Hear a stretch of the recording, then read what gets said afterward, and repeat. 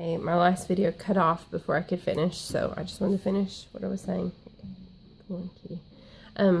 Like we use baby washcloths for wipes. You know, you can buy actual cloth wipes, and a lot of people sew them that you can buy, but you know, these are cheap and they've always worked really well for us. We've used disposables before, but I find it, you know, a little bit more, I don't know, it's just not as easy because you have to pick the disposables out and throw them away before you wash them. You know, with these, you clean the baby and I just leave them in there, fold the diaper up, and then you can toss that in the washer. Of course, when you have like poop in diapers, if it's a baby that's just gotten breast milk and so it's just the breast milk poop, that can be thrown into the washer because it's water soluble, so you don't have to worry about like rinsing it out or anything. If they're formula fed or once they start solids, you have to start, you know, rinsing the diaper off. You can't put that in the washer. We have a diaper sprayer just hooked up to our toilet. It's like kind of rigged out of a kitchen sink sprayer. We had my dad do it. There are some instructions, like we, you know, found some do-it-yourself instructions online and followed that, and it works really well. You can also buy sprayers. I think Bum Genius makes one. I think you can buy most Bum Genius stuff at like Bye Bye Baby or Babies R Us. There are some cloth stores that might have them. I don't know of any that are anywhere close though. And then of course online, like I get a lot of stuff on Amazon. And then, okay, another thing, this is a wet bag. And so this is like what you would keep in your diaper bag. So then when the diaper's dirty, you would just put it in here and then zip it up. So it's got the waterproof layer so it won't, you know, get other things in your bag wet. This is what I keep my diapers in at home. It's a pail liner.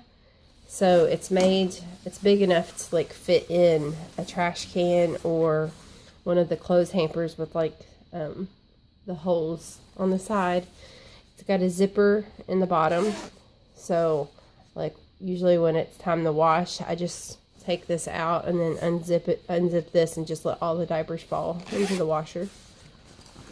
And then I don't use this in a hamper. I just hang it off of my changing table. That's where I keep most of them if I'm not being lazy, which more than likely I'm being lazy, and I just keep them in a big basket like this. Like I've got 2 of these full of diapers right now because I haven't put them up.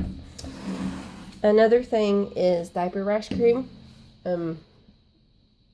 We use coconut oil a lot. It's safe for cloth diapers. It's really good at prevention. Like if you just wanted to use a barrier cream to prevent diaper rash, it's really good. Once we already had rashes starting, we use this. This has always kind of been our favorite. We've used it for, you know, since Adelina was a baby. It does have zinc in it, so, you know, they say that it can stain. But I've never had a problem with this staining our diapers. Okay, hold on. It won't open. Here, play. Go play with your kitchen. Here. I need to go pee-pee. Okay. Come on. There are other diaper rash creams that are safe. I think one of the main ingredients you just want to avoid when you're looking is petroleum. Like if you see petroleum in the ingredients, you should not use that. It can cause the diapers to repel. Like it doesn't wash out very good. So, and that's another thing with washing diapers. You'll see a lot of mixed information about that, like I did when I first started out. Like I did not want to use regular detergent. You know, I wanted to use homemade detergent, or I've even used soap nuts. And I did find that we were having a lot of rashes, and then I found out that it was because my diapers weren't getting clean. So basically, a lot of the homemade detergents, it's not actually detergent. There's just a lot of water softeners in there and boosters, so it doesn't really get the diapers clean. I find the best thing for us is Tide. I usually try to buy everything, you know, natural or make things, but that's one thing that, you know, I guess I would rather use the Tide than deal with rashes. Of course, there are options that some people that use that are like more natural detergents, like they say the 7th generation detergent works well. I think sometimes it just depends on your washer. Our washers, I don't know, we got a new washer. I'm still having a hard time figuring it out. Like, you have to figure out a good wash routine. So far, the one that's worked best for me is doing a pre-wash just to rinse all the pee and poop off. And then I do, not a pre-wash. I mean, I start off with a rinse to rinse the pee and poop off. Then I do a pre-wash. When I do the pre-wash, I usually just do cold water, and then I use powdered Tide. I use powdered Tide because it has water softeners built in, and we have hard water. And then our water is, you know, pretty hard, so I also add borax. So I use like line 2 of Tide, and then I use about 1/4 of a cup of borax in the pre-wash. And on my washer, I just run like an express wash setting. And then when I do the main wash, I run a heavy duty setting. Sometimes I'll do hot. It's not necessary with Tide. You can do cold.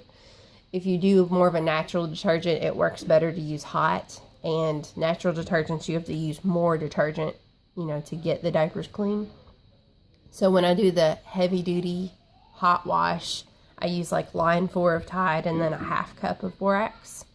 And then I usually just dry them in the dryer unless it's nice outside, and then I'll, you know, put them out on the deck or on the line if I happen to have that up for the day. As far as like getting cloth diapers, I've bought the majority of mine on buy sell trades on Facebook or on eBay. Most of them are used. I strip them and then I bleach them to make sure that, you know, they're really clean and there's nothing lingering.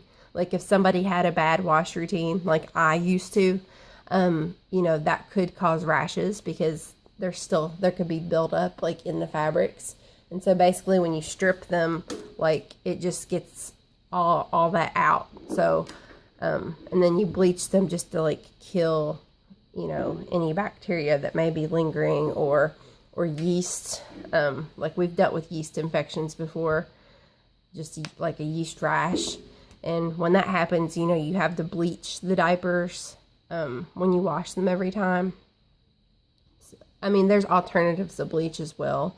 I think you can use peroxide. And also when you sun diapers outside, that kills yeast, but I always wanted to play it safe because it's kind of hard to get rid of once you have a yeast rash.